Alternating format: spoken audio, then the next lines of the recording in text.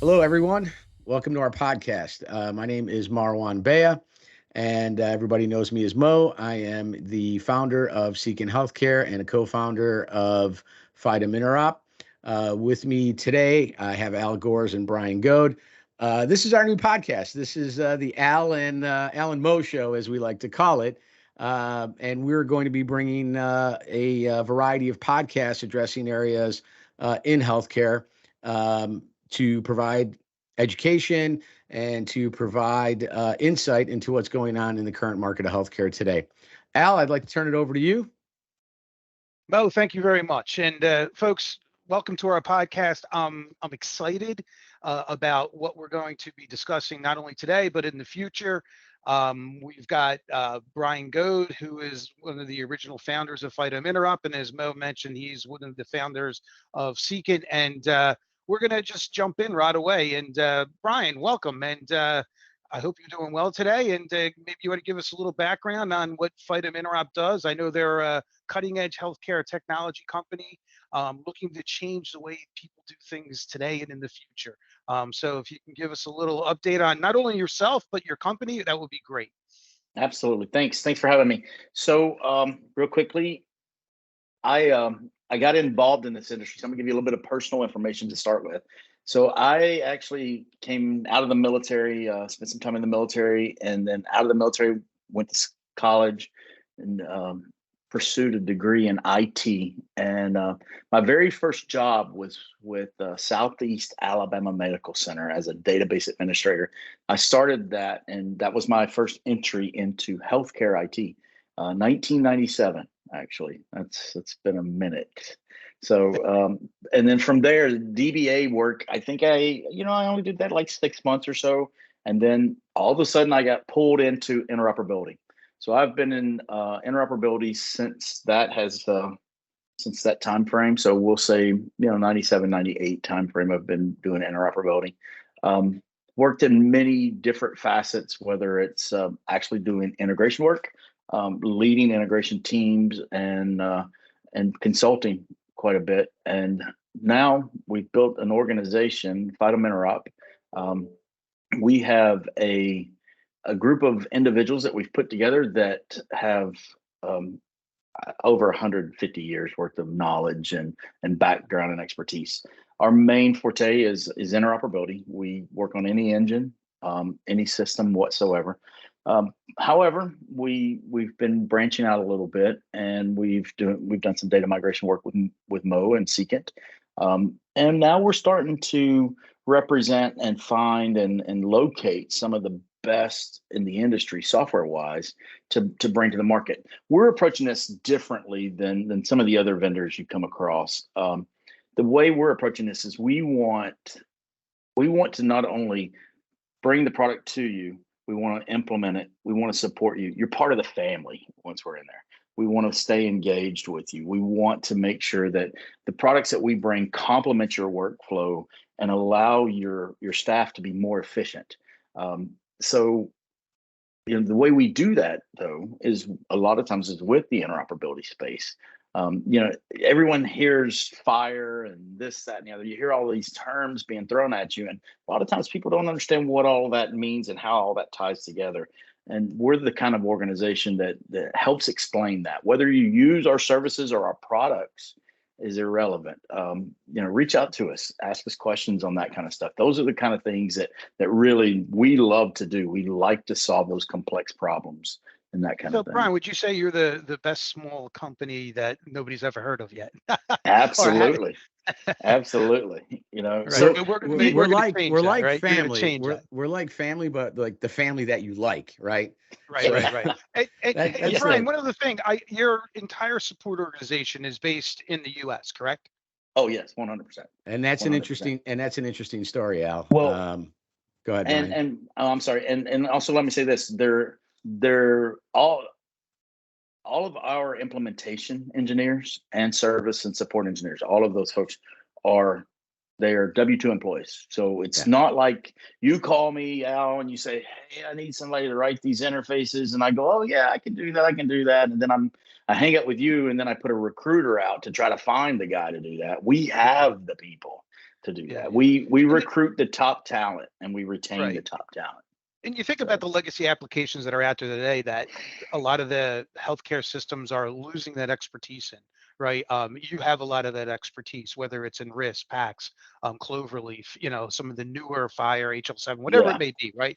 You have that absolutely. expertise, which is actually important. And especially today, and Mo, you and I talked today on, a lot of healthcare facilities are having a reduction in workforce, right? Right. So they're Absolutely. struggling with to provide that manpower and that effort to do the job right the first time, and make sure that they're focusing on patient care and not having to worry about where they're going to get this expertise to support Right. themselves. So, And Brian, I not think you built. having those people available are creating deficiencies, and which is rippling effect to to the providers, which is ultimately impacting patient care. And this is what this business is Yeah. about. This is Well, and really Exactly. patient-centric business. Well, Yeah, that and and yeah, financial, right? I mean, yep. it's financial. And the other thing, one of the things you got to think about is we're aging out, right? You got another generation coming up behind Speak us, for and yourself. Speak for hey, yourself. man, I'm all still of young. us I'm still young at are heart. absolutely. Like a But fine wine. we or bourbon. exactly, There you go. yeah. But the thing about it is a lot of people think, oh, the newest technologies of interfaces are the places we got to be. Unfortunately, everyone everyone that has interoperability in place today is still utilizing HL7 V2 version 2. I mean, a lot of folks don't realize how old that is. I mean, version 2 was first implemented in 1989, I think. That's when it was released. 1989 was version 2. Version 3 of HL7, it came out. So hear this, from 89 to 95, everyone used version 2. Version 2 is still in use today. And I will promise you, every facility in the Still world has that has interoperability still has version 2 some interfaces in flavor of play. that. Yeah, Yeah, yeah, which is interesting. Yeah, I mean, that's really interesting. And I, you hear it so many times where you've got, vendors pushing Fire, but not every application or interface is going to support Fire, right? So you have to have right. somebody that's going to be able to help you navigate through those questions, those challenges, and making sure you're setting it up right the first time, right? So Absolutely. very important. Absolutely. I totally get it. Brian, we'll come back to you for in a second, but I want to, Sure. because it's a two-headed monster here, I'll call it, right? We've got FidemInterop for the interoperability, but we also have Seeking Healthcare, who does the migration work there and has done a great job, not only on its own, but for many, I'll call it, healthcare companies out there like GE Healthcare, et cetera, right? Right. So Mo, just tell us a little bit about Seeking, how you got into the business, and some of the the goals that you've achieved there. Yeah, I started, my background is actually in accounting and IT. And I've had a couple of consulting companies that I had started and spun over the years. Was a CIO for a number of years. But really, I got into healthcare about 15 years ago, and was working in the data migration aspects of it. And I really found it important because, it was kind of early in the infancy of migration, but it's like, oh, wow, if the clients, if the patients can't get these exams and doctors looking at them, and it's a cancer patient, I'm thinking of my mom, right?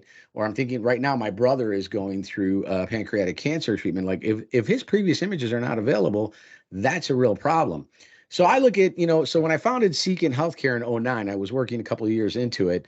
Um, we really wanted to be the premier provider of data migration, right? Either for EMRs or primarily for image data, image reports, radiology, cardiology, all of that. And it was important to me I guess from a, really from the patient aspect of it, right? Again, my father was always in and out, kind of in and out of the hospital, God rest his soul. His images were important to him. So, we are, very patient centric. That's why Brian and I mesh so well. We always talk about family. We're like brothers. This man came into my life 11 years ago, right? And in 2017, we co-founded FidemInterop together. But Brian is Seekint, and Brian is Fidem, and I am Seekint. I am Fidem. We are pretty much joined at the hip. Almost sounds like a And Beatles song. We are. yeah, That's why. we are joined at the hip. Sorry guys, I'm drying up. I don't know if you guys can see this. It's a Perrier cup. There we go. I don't get paid by Perrier, but I do need a little quick So Mo, while you're drink because I am taking a parched. sip of that, Family. let me ask you a question, Mo. Yes.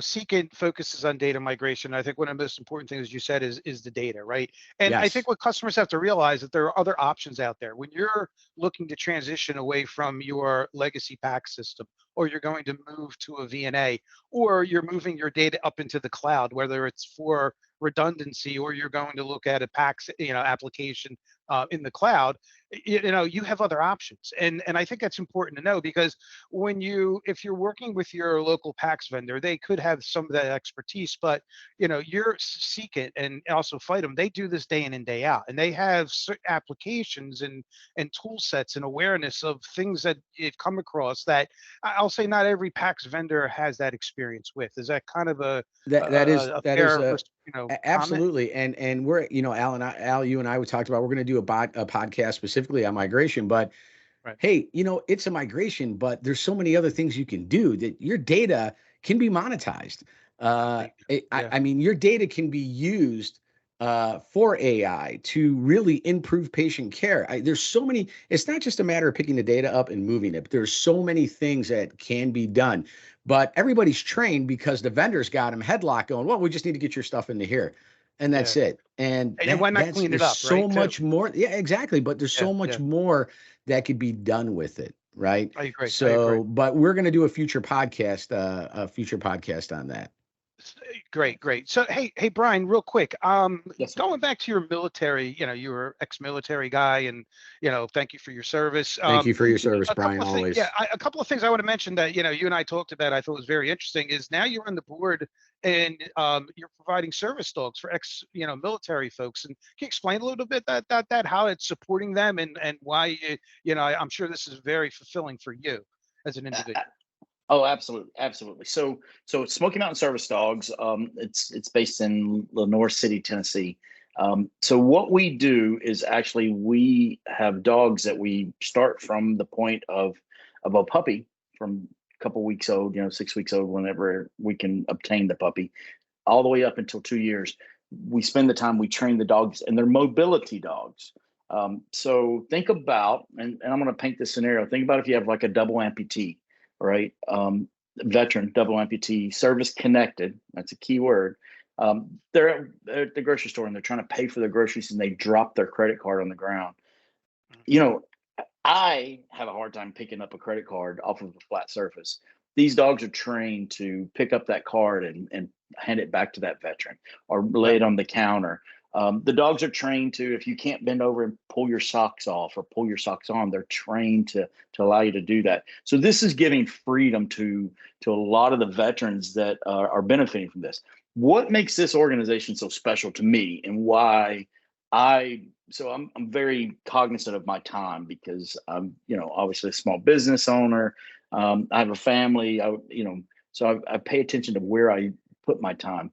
This organization, so we have over 200 volunteers that work in the organization. There's 5 paid employees. 98% of every dollar donated goes back to raising dogs. And I'm going to use this word, and we're going to talk about this, giving a dog to a veteran. So once a dog is passed, the leash is passed, we have what we call leash passing ceremony. Once a veteran qualifies, things of that nature, there is no cost to the veteran for that dog, for their food, for their veterinary care, for the life of the dog, right? So our dogs are ADI certified, which is huge. And, it's one of those organizations that I'm really passionate about, because that the funds that we're bringing in are spent wisely. They're spent for the care of veterans, and it's outstanding to see an organization like that. Yeah, Alice, sorry, real quick. Yeah, I mean, I've had a chance to meet some of the trainers. I was in Knoxville about a month ago, and we were going to the grocery store, Brian, and one or two of the trainers were there. They were sitting down, they were talking, they had the dogs with, but these were some amazing people that were doing the training. Brian, that's awesome. And then my compliments, my hats off to you and that organization. More We the can't do enough. organization. It's not me, Al. Yeah. I'm just saying I'm here to we support can't them, do man. enough for the veterans of this country that help protect us. And, now, that's the freedoms we have today. And that's why we're here talking on podcasts about things we are, right? Exactly. Right. Mo, tell us a little bit about you. What do you like to do when you're not making podcasts? I love to smoke cigars. Cigars have been a passion of mine. So I think it's kind of like family and then cigars, right? That's kind of where it's a close one. It's a close one. I enjoy cigars. Anybody that's known me or has known me for a long, long time knows that a cigar is a passion of mine. I probably belong to 4 different cigar lounges here within Chicago. When I travel to work, I stop at any cigar lounge that I could see. And what people don't realize, they can host the cigars and the smoking. It's really the mix of people that you meet, and there's some amazing people that are out there. I mean, just last night, there was 14 of us with our, spouses and their significant others. We went to see John Legend here at Ravinia in outside of Chicago. So these are guys that I've met, and we've all become like family. Brian's met a lot of them. Our last RSNA event, we actually had at the Cigar Lounge, which was great. Right, we had Fuji people playing pool against GE people, right? So everything was kind of out the window. It was about people, and it was about getting together. We will be doing an RSNA event this year. It will not be a cigar event, but it'll be at a local restaurant, which again will be sending information out about it. But yeah, I love my family, love cigars, and and I love what we do, which is why I do it. I think we do very important jobs to help organizations help their clients, right? At the end of the day, our customers are the patients, right? And being able to provide the people that service the patients with the right tools that they need. And we continue to expand and grow on that every day. And we'll never stop trying to make it better. Right, Brian? I mean, that's one of the things you and I talk about. We will not stop trying to make it better. Absolutely. And, one of the things to add to that, I mean, with our engineers and everyone, I always tell them, we bring someone new on board, right? This is not just data. This is your mother's records. This is your wife's records, your daughter's records, your sister, your father, your brother, right? And it's attention to detail, right? Our whole life in this and what we do is about the attention to detail. One little data element is left out, and a decision is made that could be detrimental or could have a different impact. And those things are very important. And a lot of times those things are passed over by people, and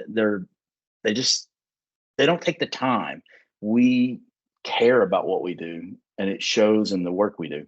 I'll say this, Al, Al, I've known you for a long time, and you're probably one of the greatest sales guys I've ever been around, because you know the market well. You understand. Hey, Al, sell me this pen. Sell me this pen, Wolf of Wall Street. Sell me this pen. Bought it. I'm going to send you the invoice.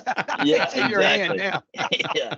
So, the thing about it is we just ventured into the whole avenue of, historically, we've never had sales people on board, right? That's true. And we ventured into that, and we've done quite well without salespeople, because we're good at what we do, and people know who we are because of that. And we're called in when others can't get things solved, kind of philosophy, that's right? the key, Brian. I think, and that's the thing.